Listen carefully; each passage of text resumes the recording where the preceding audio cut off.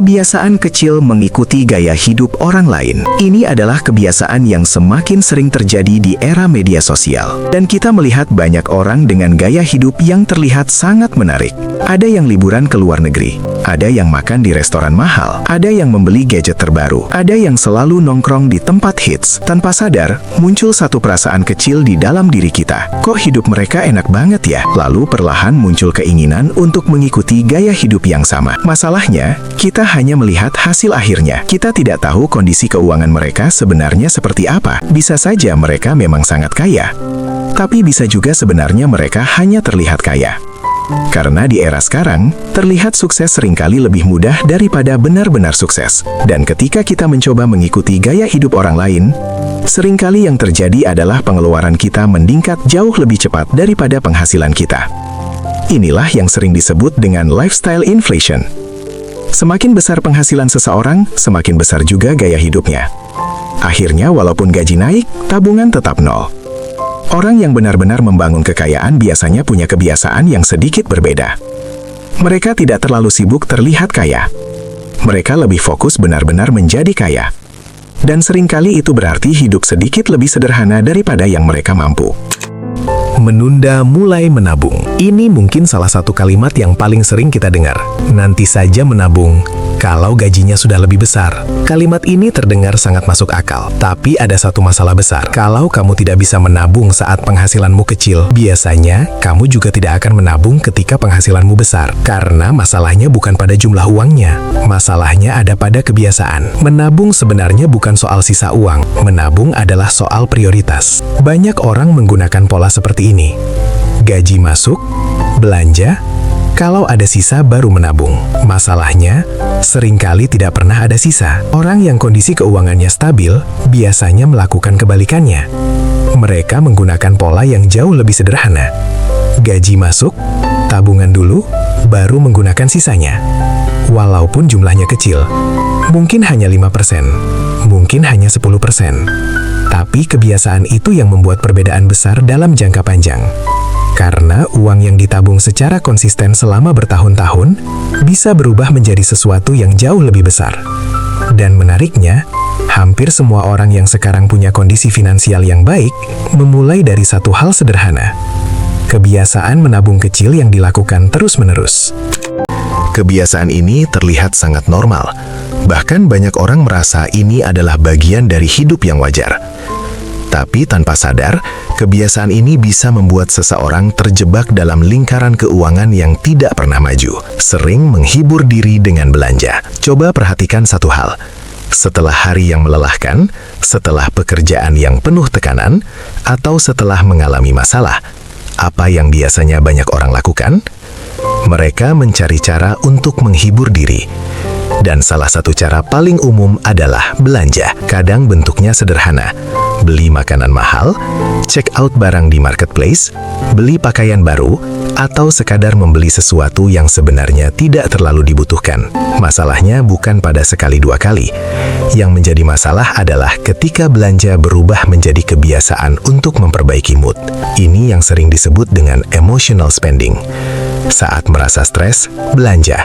Saat merasa sedih, belanja. Saat merasa bosan, belanja. Awalnya mungkin hanya pengeluaran kecil, tapi kalau kebiasaan ini terjadi terus-menerus, uang akan keluar tanpa benar-benar kita sadari. Dan yang lebih berbahaya, kebiasaan ini sering membuat seseorang merasa, aku pantas mendapatkannya. Kalimat seperti ini sering muncul di kepala. Aku sudah capek kerja, jadi tidak apa-apa beli ini. Sekali-sekali tidak apa-apa. Ini buat self-reward.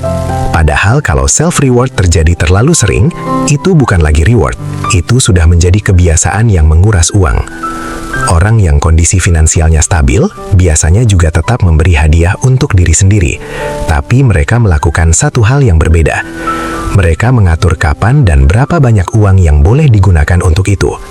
Jadi tetap bisa menikmati hidup tanpa merusak kondisi keuangan. Ini adalah salah satu kebiasaan yang paling sering membuat orang tidak pernah punya tabungan.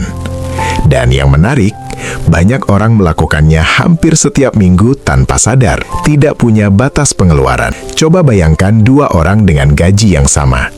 Misalnya mereka sama-sama mendapatkan gaji 5 juta rupiah per bulan. Orang pertama memiliki aturan sederhana.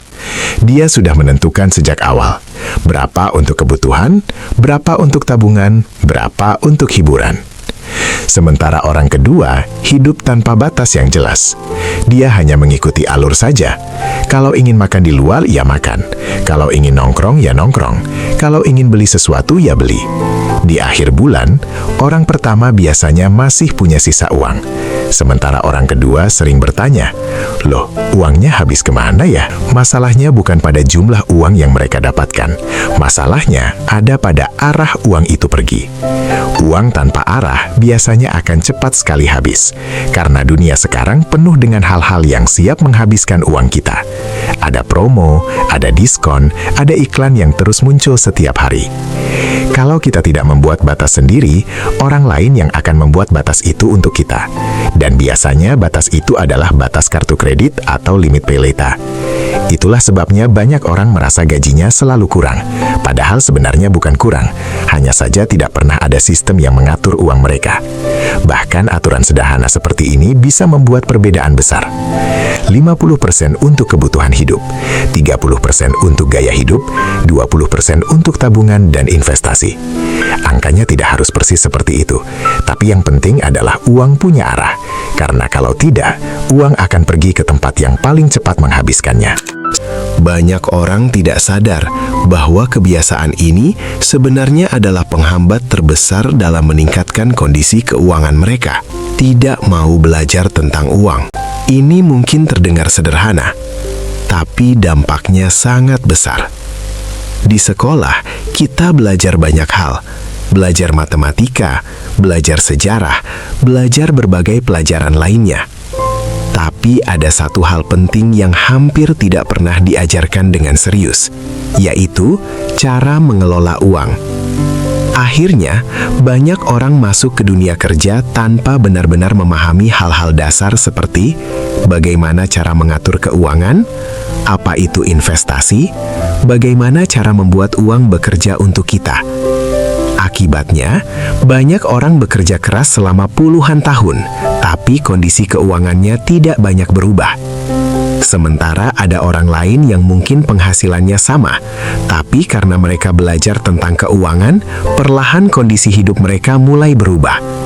Bukan karena mereka lebih pintar, tapi karena mereka memahami cara bermain dalam permainan uang. Dan kabar baiknya adalah, di era sekarang, belajar tentang keuangan sebenarnya jauh lebih mudah. Kamu bisa belajar dari buku, dari video, dari pengalaman orang lain. Yang penting adalah punya kesadaran untuk mulai belajar. Karena satu keputusan kecil untuk belajar tentang uang hari ini bisa mengubah kondisi keuanganmu bertahun-tahun ke depan.